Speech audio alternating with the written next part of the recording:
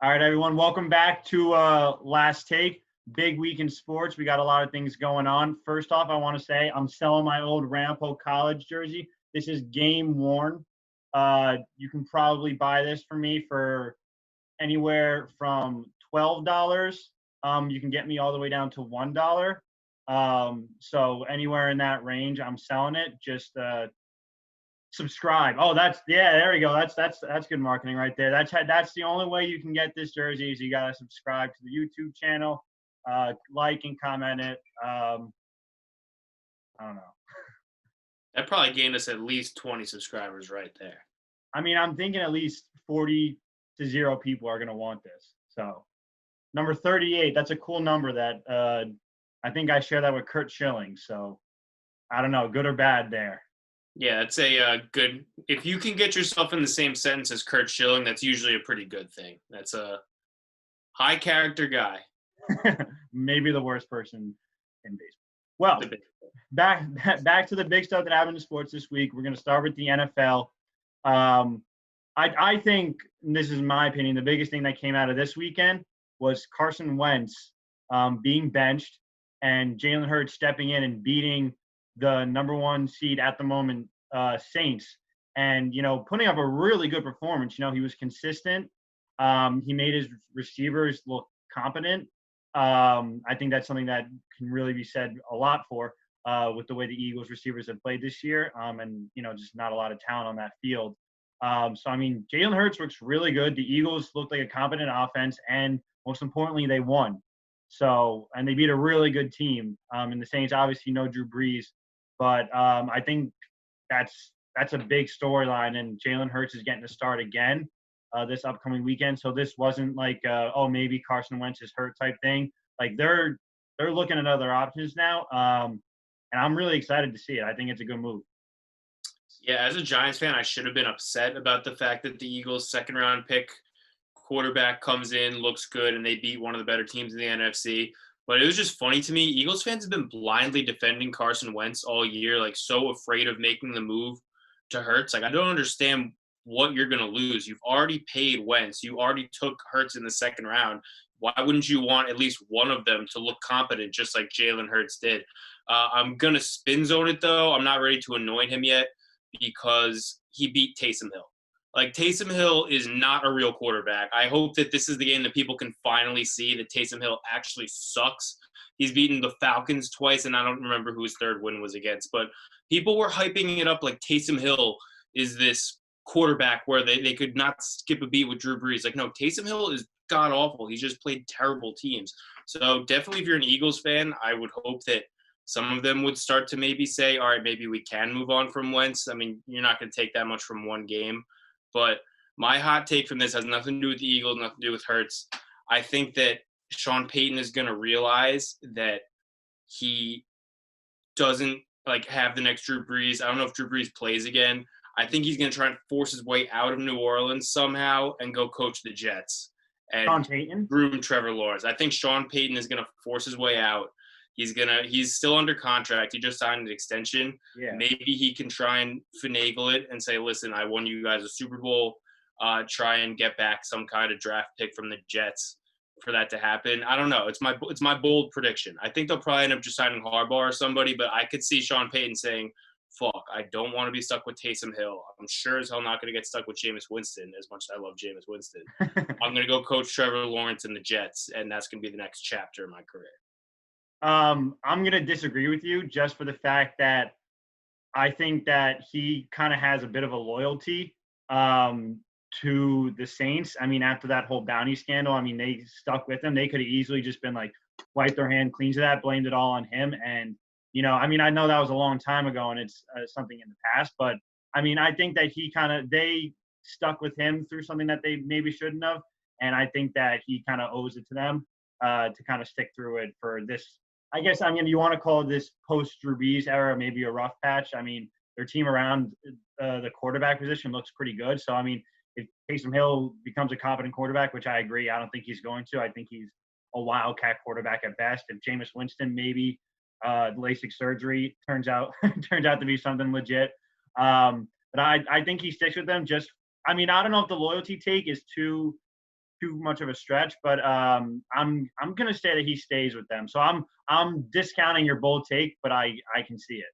No, you're completely right. Your take is a lot more rational, and I kind of honestly forgot about the whole loyalty aspect. The only counterpoint that I have to that is that Taysom Hill as a quarterback is much worse than a year-long suspension from the NFL.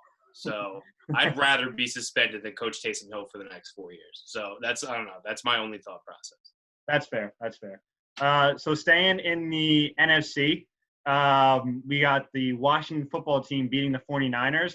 I don't want to say this is too big of a victory. The 49ers are a very beat-up team, and they don't have their starting quarterback. They don't have their starting tight end. They don't have their starting right end. They don't have their starting linebacker. I think Quan Alexander's out for the year. I think they're missing their other left end too. Richard Sherman is 35 years old, 34 years old. I don't think they're a full healthy team. That like not even close. They're not anywhere near the Super Bowl team that they were. And I think that's obvious. But I still don't think it's a bad win for the Washington football team. I think they proved something only in the fact that their defense has to be respected. The Giants proved that 2 weeks ago against the Seahawks, that their defense has to be respected. And I think the Washington football team did that this week. I was just looking it up because everyone's been talking about the defensive line that the Washington football team has. And I'm like, okay, I know Chase Young, obviously. But like, who else is really on that line that like is making this defense so like legit? So it's Chase Young, Montez Sweat, Jonathan Allen, Darren Payne. Those guys are all first rounders. Either within the past 5 years, I think Montez Sweat was the farthest one back. Jonathan Allen was the guy out of Alabama, I think in 2018, I believe. And they also have Ryan Kerrigan, who's a veteran, former first rounder, but he's been in the league for a long time. So, I mean, I never really was paying attention to them. I'm just always like, oh, Chase Young will make them better. They don't really have that good of a defense. They don't have that good of an offense. They're just kind of in limbo, but they're getting there. But no, they have some serious pieces. And, I mean, if I'm the Giants, I'm not scared. I still think that they're the favorite in that division. But, I mean, Washington football team is coming up a lot quicker, and they're playing some good football. This is another classic cliche example of I can't believe this has all happened in 2020. But remember that article came out in the Washington Post about how like toxic their front office situation was, where like executives were like looking up like girls' skirts and everything. Like it was weird shit. So like you go from that to Alex Smith coming back and he and your defense leading them to a division lead with 3 games remaining, all within 1 year. Like that's one of the more 2020 things I've heard. Like it's actually unbelievable. Chase Young is starting to look like the guy that people said he was going to be coming out of Ohio State. That defense is legitimate. I mean, the 49ers aren't the best team in the world, but they're definitely a competent team. And right now Washington is playing like the best team in the division. There's no question about it. Yeah. And like I said, I still think the Giants are the favorites because I agree with you that Daniel Jones didn't look healthy. I remember I said it like 2 or 3 weeks ago. Hamstring injuries, whether or not you're able to physically start playing again, they nag, they hang around. So I was actually pretty proud. Who cares what he actually thinks of what I think? But I was pretty proud of Daniel Jones to get out there because it's not an easy injury to come back from. I think a lot of people just think that it's something like, oh, it's just a hamstring, go back out there.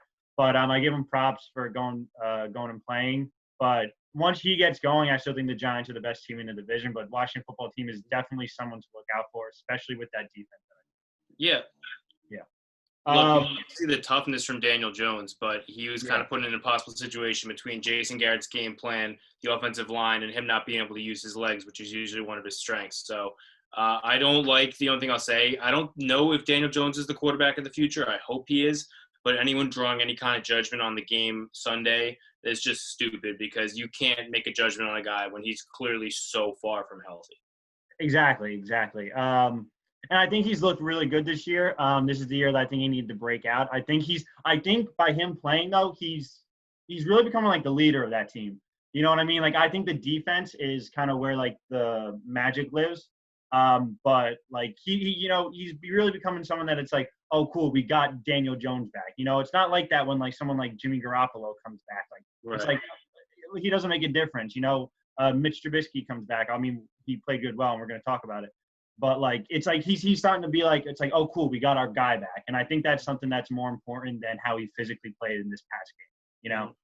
The Uh, best way I'll describe it is I've seen enough from him that I want to see more. Like, I think a lot of people are so impatient that they want every quarterback to come in and be Mahomes or Deshaun Watson, where you immediately know that they're a stud and they're going to start for the next 10 or 15 years. But in reality, you can't just go drafting a quarterback every 2 years, and you'll end up like the Jets at that point.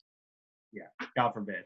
Yeah. Moving on, I know we just mentioned some quarterbacks, but we had two surprising, really good performances. Drew Lock, 4 touchdowns and beat the Panthers, and Mitch Trubisky, 3 touchdowns and beat the Texans. I don't know about you. I would have never predicted either of those two to have good games. I just feel like they're perennial, like, guys that go for like 16 of like 37, 175 yards, and like a touchdown and 2 picks. I feel like that is their stat line every game. So I don't know. I like seeing quarterbacks that aren't successful do well. I don't know why or what that says about me, but seeing those guys like kind of step it up again against average teams. But I kind of want to see like the Bears be a successful team. I like seeing great defenses, and seeing Mitch Trubisky be somewhat competent, kind of makes them seem like a legit team. Yeah, I thought it was funny. I saw a stat. This win for the Bears brought Mitch Trubisky's all-time winning percentage above Deshaun Watson's, which just goes to show you that wins are not a quarterback stat, but it still is hilarious just to see that. And then Drew Lock, yeah, I don't know. I can't get a read on that guy. Sometimes he looks like he's going to pan out. Sometimes he looks like he should not be anywhere near a football field. There's a lot of talent on that offense, though. I know Noah Fant. I think he ended up either not playing or leaving the game early yesterday. He left the game with an illness. Yeah, which is like sketchy. So I mean, we'll have to, I guess, keep an eye on that. But like that's a little weird. Yeah, I mean, we're realistically probably COVID that got covered up by the league. I mean, they made them play without a quarterback 2 weeks ago. It's not surprising that they're just going to not do anything about a guy testing positive, probably pregame, like they did with Des Bryant last week. But no, that's a good offense. Drew Lock, I know I just said for Daniel Jones, people need to be patient. I feel like Drew Lock is a guy where it's kind of like you need to see more sooner rather than later because he has so many weapons around him, a pretty good line. Melvin Gordon, Cortland Sutton, I know is missing this year. Noah Fant's good. Jerry Jeudy, they just picked in the first round. So there's a lot there. So it's Tim definitely Patrick still became legit. Tim Patrick, yeah. So it's encouraging to see Drew Lock have performances like that because you kind of need to. Otherwise, he's a guy that I think you would maybe have to give up on sooner rather than later. I agree. Yeah, I agree. I feel like he hasn't shown what Daniel Jones has had, like that toughness. Like he doesn't make a lot of tough throws. Like he makes like the throws that like the throws that like most quarterbacks would make, but he doesn't really do anything more than that. I think Daniel Jones makes a lot more tougher throws. But I agree. I think it was good for the Broncos, good for the Bears, just to see 2 bad quarterbacks do well. But I think the biggest topic of the week, Steelers overrated ? I think that's kind of got to start to be a conversation. I was looking at their schedule, and I think the only team that's like legit that they beat, because I don't even want to call the Ravens like legit anymore. They're kind of like just kind of middle of the pack. But I mean, the only legit team they beat this year was the Titans. So I mean, they lost to the Washington football team. Now they lose this week, and it's like I don't know. Like I mean, the Chiefs are clearly the best team in the AFC now. Like that's evident. I think it always kind of was, but it was always like, oh, I mean, the Steelers are undefeated. But I mean, I think you got to start to look at the Steelers and be like, maybe they're like nowhere near as good as we thought. Mm-hmm. Yeah, I mean, I know people before they had lost the game were going around and kind of poking holes in their schedule just based off how weak it was and the circumstances they won certain games. And it's just kind of like funny, but at the same time, I think everyone knew they weren't as good as their record showed them to be. And they got beat by Buffalo, who's a better team right now, being led by Josh Allen. That offense is firing all cylinders right now. That defense is legit. The way things are looking, it seems like the Bills and the Chiefs are on a crash course to play each other in the championship game. Of course, there's a lot of time left, especially in the AFC. The Titans, beating the Patriots last year, no one saw that coming. The Texans played in the AFC championship game. So there's going to be some surprises. I think it's a deep conference, but I'm going to stick to my take that, the Bills look great. The Steelers, I think, will still be there in some capacity, but no one's beating the Chiefs. I don't see anybody beating the Chiefs. No one's beating the Chiefs for the next, 10 years. Like, I think, people like to push a narrative for, when there's, clearly the best team. Everyone did it with the Patriots for all like past 20 years. But Like it was everyone's like, kind of right, oh, though. that other team is gonna win. This year is their year. They're so much Mhm. better. And it's like, no, everyone knows the Patriots are gonna win. Everyone knows the Chiefs, you know. Mhm. So whatever. Moving on to the NBA. Just quickly, there's not too much to talk about, but it is starting up December 22nd. Is the official start of the season, and preseason has just kicked off. Not too much happened in the offseason like we were expecting, especially like around those big trades. James Harden didn't get moved. Russell Westbrook got traded for John Wall, which is pretty much same thing. Like literally, nothing changes about either team except I Yep. think the Rockets get a first-round pick back. So cool, but nothing really changes about. I tweeted out someone was saying how the Rockets now have like a potential big three again, and it's like they were saying it's John Wall and DeMarcus Cousins and obviously James Harden. But like this is not 2015. John Wall is coming off a knee injury and an Achilles injury. And do you know how he hurt his Achilles? It was in his own house, right? Like he slipped in his house. He slipped on something in his own house and then fell down the stairs. And Yeah, tore his Achilles and was out for another year while he was already recovering from a knee surgery. The only injury worse than that is Carlos Correa breaking a rib during a massage at his house. Those two are definitely on the Mount Rushmore of pathetic injuries I've seen, maybe all time, but definitely in the past like 5-10 years. Yoenis Cespedes too, getting beat up by a warthog. Yeah, but at least there was like some source of danger with Yoenis Cespedes. As funny as that is, like you're in the comfort of your own $1 million home. These people like getting these serious injuries is unbelievable to me. But I don't know.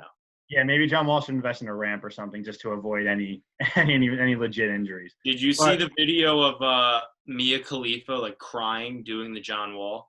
No.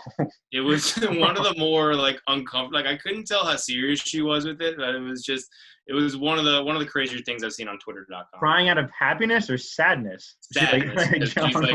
She's like a Washington sports fan, I guess. So. Oh, so she was crying that he left? Yes. Unbelievable. That it would have been sad in like 2014. Like it's 2020. John Wall. I'm sorry. I'm sure he'll have a decent year. I'm sure him and DeMarcus Cousins will be great together. But let him go. You know, his time as an elite basketball player is over. But moving on from that, I think KD and Kyrie look really good. Their shooting percentage together was like 85% coming. I mean, it's just nice to see Kevin Durant playing basketball again. I know, Nick, you've said it a bunch, but I still think he is one of the best scorers in the history of basketball. And you know, it's just nice to see someone healthy like that again. I think KD and Kyrie are going to be really good, and I'm excited to see that. Listen, I'm one of the bigger Kevin Durant haters just for a variety of reasons. I mean, I'll never get over the move to go to the 73-9 Warriors after that team took you out when you blew a 3-1 lead yourself. So that's messed up. I wish he would have came to the Knicks, but he wouldn't want to come to the Knicks because he doesn't want to take that heat, clearly, so he can go hide in Brooklyn. All that being said, you're right. I think he, at his best, is the best scorer to ever play the game. We just haven't seen someone with that frame, that ability to shoot, you know, from deep, you know, go at guys, you know, shoot over the top. Just he can get you in so many different ways. If he's anything close to what he was before he went down, the Nets are instantly the favorite to come out of the East. I don't care what else happens. They've got some other good pieces there. And then Kyrie, listen, KD needs to help him keep his head on straight. I'm pretty sure I saw it today. He is going to speak to the media now, but he did, yeah. Like, listen, I usually wouldn't care, and I get it. Like, I get that these pro athletes have to go through a lot of bullshit, but like, I feel like Kyrie's constantly trying to be this like just generational athlete that's like changing things for everyone. Like, I feel like he's like trying to be LeBron when at the end of the day, his only success has come as being LeBron's number 2. Like, I don't get why he's trying to be this like at the end of the day, Kyrie, like, just stay healthy, shut up, and just be the number 2 on this team, and they'll probably win the whole thing. If not, you know, maybe meet the Lakers in the finals. So I don't know. Listen, I want to see them healthy. Even as a cynical Knicks fan, I want to see how it pans out. But for now, I think Nets fans are so far from out of the water. And the real source of my aggression is if the Knicks sign these guys, and this was how the past year and a half went, where we knew KD was missing the year, Kyrie playing 20 games, and then Kyrie going through this whole thing with the media. Like, the Knicks would be getting absolutely crushed for this. Oh So yeah. listen, I want to see them healthy. No disrespect to them, but Nets fans can hold off on the parade until we actually see these guys healthy and winning playoff games. Because as far as I'm concerned, if they don't win a championship, then this whole thing was a big bust. Oh yeah. And they literally paid for this year, next year, and the year after for. I mean, they paid for that last year by not having either of them play. So like they need to win. They literally paid to lose for one season in the hopes that KD and Kyrie can figure it out this year. So I'm happy to see them both on the court. And I agree. I think they're the favorite out of the East.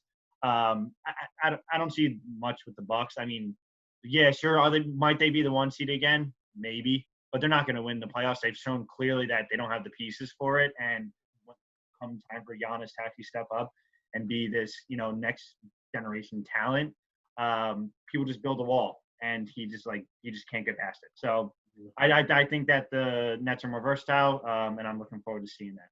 But moving on to the MLB. Free agency kind of starting to heat up a little bit, and obviously then starting to immediately cool down, as it always does. We saw James McCann sign with the Mets, which means JT Realmuto is probably going elsewhere. I would be shocked to see them double up on catchers. And we also are seeing a sort of standoff with DJ LeMahieu and the Yankees. Yeah, so I think McCann was a good move for the Mets. I think what that signals is that they're very much in on Springer and then either another big free agent, whether it be Bauer or someone else. I don't know. I had them signing all McCann, Springer, and Bauer. I think at the end of the day, it seems like it's probably going to be one or the other. But regardless, I think if you're a Mets fan, I wouldn't get down over the fact that they didn't sign Realmuto. I think McCann at that price kind of makes more sense for them. As far as DJ and the Yankees, I don't know how to read it. There's a lot being made about it. Like, everyone wants to create this huge crisis for the Yankees. Like, people like seeing the Yankees in flux like this, missing out on guys. I mean, I remember there were rumors like up until February that like they were maybe still in on Harper and Machado 2 years ago, even though they clearly were not. So people love seeing the Yankees not get their guy, especially a guy like DJ, who has just put up 2 top 5 MVP finishes in the last 2 years for them. But like everyone's kind of sensationalizing it. Like, it's like, oh, the Yankees and DJ are $25 billion apart. Like, if you're talking about a 4 or 5 year contract, $25 million isn't all that much. A couple million on each side, and you can meet in the middle real quick. I personally think that Cashman has a price and an evaluation for DJ where he thinks it's not worth it at a certain point. I don't know what that number is. I'm going to assume it's probably somewhere 4 years in like the mid 80s, and he's not going to go above that. So I don't know if anyone's going to go to a 5th year for him, especially in this down market. Am I a little worried? Sure. But at the end of the day, I would like to think that Cashman has a backup plan. And if they let DJ walk but bring in Francisco Lindor, Trevor Story, or even if it revolves around bringing in a couple pitchers this year, signing a stopgap guy like a Didi or a Semien, and then going out and getting Seager or Lindor or Story next winter, I would honestly be okay with it. What I don't agree with is all these Yankees fans saying, just give DJ whatever he wants. Like, people complain about the Aaron Hicks contract, making $10 million a year, but they're willing to go give DJ $30 a year until he's 38. Like, I love the guy, but like, this just isn't how negotiations work. So if they do literally nothing this offseason and like Tyler Wade's our starting shortstop, then yeah, I'll panic. But until then, I just think it's going to be a slow-moving free agency market for every team. So I'm not all that worried just yet. Yeah, I mean, every point you make, I agree with. I'm just starting to get a little worried because it's starting to feel like what happened with Patrick Corbin, where it was like, okay, like, oh my God, Patrick Corbin wants to be a Yankee. All we got to do is pay him. Like, Cashman will pay him. And then it kind of came down to the end of the offseason. It's like, all right, where's Patrick Corbin? Like, all right, it's fine. We're gonna get him. We're gonna get him. And then it kind of came down to like, oh, well, he doesn't want to give him a 6th year. And it was like, okay, well, I mean, I'm sure they'll figure it out. I'm sure they'll just pay him more. And it's kind of starting to feel like a lot like that. Like, I totally agree. $25 million is not as much as they're making it seem. It's nowhere near that. It's literally just the difference of a 4th or a 5th year, essentially. And then like you said, a couple $1 million here and there. But I'm not panicking yet. I mean, I'm all for bringing DJ back. I want it to happen like a lot. I think even going to 5 years is okay, because he is a contact hitter, and it's not like he's going to lose power. He's going to lose speed. Like, none of that is really that big of an issue to me. I think he's always going to be a good fielder. So I think that 5th year is okay. But I'm starting to get a little worried that Cashman has his like he's like starting to think like, okay, I know something in my head. I'm not going past 4 years. And DJ LeMahieu was thinking, well, I got to get what I'm worth. As much as like I want it to be with the Yankees, like maybe like I need to get that 5th year at 25 million because after 4 years, I'm going to be worth 12. And like then you're walking away from $12 million or something, like whatever it actually is. So I'm starting to get a little worried and thinking that Cashman has his foot ready to be put down at 4 years. And he, even if he wants to go up in value, I think DJ really wants that 5th year. So I'm nearing panic mode just for the fact that I feel like we've seen this before. But I'm not ready to call it quits at all though. So I'm excited to see what happens, but I'm starting to get a little hesitant. I feel you, and you're right. I actually had a tweet today kind of mentioning Corbin as like a parallel situation 2 off seasons ago as DJ now. The difference with Corbin, I would say, is that it was kind of instant, like early on in free agency where the Nationals gave him that monster deal where the Yankees were 2 years and a lot of money apart. I don't know that offer's on the table yet for DJ. Otherwise, I think he would already either be elsewhere or the Yankees would have already matched it and re-signed him. I think one thing to keep an eye on for sure is Gleyber Torres. Cashman had some comments the other day, like saying like he believes that Gleyber could be a shortstop, believes that he'll get into better shape and can bounce back. But at the same time, it was kind of in the Cashman way of saying like, yeah, I think he can do it. But at the same time, his tone kind of said he didn't have all that much faith in it. So if he has it in his mind that Gleyber Torres isn't the shortstop, Gleyber Torres isn't going anywhere. Yeah. So they're not going to bring back, as much as every Yankee fan wants it to happen, they're not going to bring back DJ and stick him at first or third, not his premium position. So if they have it in their head that Gleyber Torres is a second baseman, then DJ isn't coming back. And that's just, this whole negotiation process is smoke and mirrors. And Cashman is going to go out and either get Didi, Semien, or Simmons as a stopgap guy, or go out and make a trade for Story or Lindor. So I don't know. Maybe they roll the dice, but if you pay DJ a 4 or 5 year deal and then decide halfway through next year Gleyber isn't a shortstop, then you're boxed in. At that point, you're probably looking at a trade of Gleyber or possibly Gio and moving Gleyber to third. I'll hit the panic button if there's nothing imminent between the Yankees and DJ after George Springer signs, because I think George Springer is either going to be a Met or a Blue Jay. Those are the 2 teams we had him going to in our free agency video.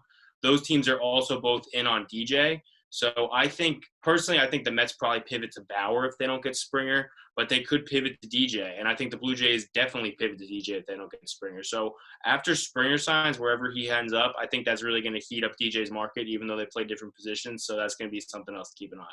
Yeah. And I mean, touching on the Gleyber point quickly, I think and this is just my opinion, I think it's way too soon to call Gleyber not a shortstop for people being like, oh, no, he's definitely not one. Look, he played shortstop for all of his life, and he had to go learn second base, and then he had to do it at an MLB level, and he had to do it fast on a team that was ready to win. And then you stick him at shortstop without a spring training, like a legit one, in a shortened season. And I don't know, I think it's unfair to judge him for like a lot of different reasons. And I think that with a full season, a full spring training, and I think coming through this whole year, I think he's a shortstop. I think he has the ability. I think he looks prototypically more like a second baseman. But if they saw him as a shortstop at some point, I still think he can do it. I think you got to give him a chance. But again, their people are going to know a lot more about that. They've always been watching him for a long time. So I agree. If they do find out that Gleyber's not a shortstop, you're boxed in big time. So I think that's something to look out for. But I don't think it's ready to give up on Gleyber yet to a shortstop. I think that they saw something at some point that he can be a shortstop. So I'm totally with you. My ideal plan is re-sign DJ on a 4-year deal and put Gleyber back at short. But if there's any doubt in their mind that Gleyber might not be a shortstop, then maybe just go get Story or Lindor. But I don't know. We'll see what happens. Yeah. Other baseball news. The Cleveland, baseball team for the time being is changing their name. So we thought it'd be fun to have a few name suggestions of our own. I'll start with my first one. Just in honor of potentially the greatest Cleveland athlete of all time and the only good thing to happen to Cleveland in the past, I don't know, forever. The Cleveland LeBrons. I think you got to hammer that. I think, you got a mirror of him every 10 blocks, so might as well just go with it. Yeah, I mean, Cleveland literally only wins things when LeBron is around, so that might not be a bad name. Uh, my first suggestion would be to pay homage to the 2007 American League Division Series, the Cleveland Midges. Who could forget those bugs crawling up and down Jabba Chamberlain's neck, literally single-handedly winning the Indians that game and ultimately the series. So I think Cleveland Midges could be potentially something that could work. My next one, I saw, and was an actual. If you can bet on what their team name is going to be. This was a real one. The Cleveland Naps. I'm sure that's an animal of some sort, but it sounds like someone's taking a nap. So the Cleveland Naps. Instead of that, I would go with the Cleveland. I'm just resting my eyes. I don't know if I can fit that on jersey or the hat, but I think I like that one. Yeah, maybe bring out an acronym. That could work. My next one, I would go with to reference a classic all-time video, the Cleveland, at least we're not Detroit's. Because at the end of the day, at least they're not Detroit. They're not wrong. Yeah, you're not Detroit. No, they're not. You could be the Detroit Tigers. That's a real team. Yeah, they suck. Exactly. No, we'd be way worse. To honor one of the greatest Cleveland former natives, he's from the city. The Cleveland Carries, Drew Carey. Whose line is it anyway? Price is Right. I think I imagine him on a hat. Yeah, I think that would be iconic. I would buy 300 of those hats. You could also double that up come Christmas time. Sell some ugly sweaters. Cleveland Mariah Carries. All I want for Christmas is you. So it's just a secondary marketing opportunity right there. Yeah, I don't think she's from Cleveland, but fuck it. Yeah. Who cares? We'll iron it out. Yeah, it's fine. And then my last suggestion, just the Cleveland Redskins. I mean, it's available. It's on the table. Who knows? Maybe they decide to make the move now and jump on Redskins while it's still available. Yeah, you never know. My last one is really an untapped market in terms of names. The Cleveland Cities. The city. Cleveland honestly almost isn't even a city. Like I've been there. It's a borough. It's just kind of like a really big town. Like one of those like westerns. There's just not enough going on there for me to call it a city. Like I'm sure it meets like all the definitions like population wise and everything, but like there's just nothing happening. It's literally just people getting drunk and watching sports, and I don't know what they do when sports aren't on. Maybe the Cleveland Municipals, just a nice municipal. Everyone loves a good municipal. You know what I hate? I hate towns that call themselves villages. What the fuck? My God. The Village of Ridgewood? I hate exactly. That's why I hate it so much. Like what? It's literally you think you're better than me. Like you think you're better than me because you call yourself a village. Like who are you to call yourself a village? What, do you live in tents? Literally. Like what? What is it? 1700? When you shower with tap water? Idiots. Yeah. Idiots. Oh my God. All right, guys. Just stay tuned for this next little skit of ours. It's all about why diehard fans can't be employed at MLB customer service. Later, skaters. Hello? Yeah, hi. This is MLB.com customer service, right? Yeah. Before we start, I got to tell you the call we recorded for quality assurance purposes. Now, what do you want? So I ordered a Garrett Cole pinstripe jersey for my nephew a couple weeks ago. Just want to check up on the status of that and make sure it's still going to get here in time for Christmas. Yankees fan, I see. What, is our delivery not fast enough for you? What? You know what? While you're waiting, why don't I just take the shirt off my back and I'll ship it to you? Where do you live? Billy's or Stan's? Dude, no, I'm just trying to check up on my nephew's jersey. I don't want to take anything from you. Well, you took Damon! All right, this is clearly about more than just the jersey, isn't it? And let me tell you something else. Garrett Cole will never be the pitcher Pedro Martinez was. Dude, I don't really want to get into this right now. I get enough of this every day on Twitter. I'm just trying to check up on the jersey. Besides, Garrett Cole is arguably the best pitcher in baseball right now. Cut the shit. He's not even the best pitcher in New York. You want to watch a real pitcher pitch, you look up Pedro Martinez, 1999 highlights. Guy was pitching like the world was ending. Okay, yeah, Pedro was an all-time great. Cole is really good, too. Can we just leave it at that? Just tell me when the jersey's gonna come, dude. Come on. Oh, all of a sudden, the Yankee fan thinks he can boss me around because we had a shitty year and a shortened season. You remember the 2018 ALDS? 16-1. Don't you dare forget that. Dude, what does that have to do with anything? I'm not trying to boss you around. I'm just asking you to do your job. You think you could do better job? You think you're better than me? I got carpal tunnel, and I'm still better than you. We've got more World Series in the past decade. You're not better than me. Dude, not saying I'm better than you. Do you need the confirmation code? I have it right here. It's DBMNJ. Okay, let me repeat that back. D as in David Ortiz, B as in Big Pappy, M as in Manny being Manny, N as in Nomar Garcia Parra, J as in Jeter sucks. Don't you badmouth Jeter. Everybody knows Nomar was better. 5 rings. He's got 5. That's 1 for every finger and the thumb.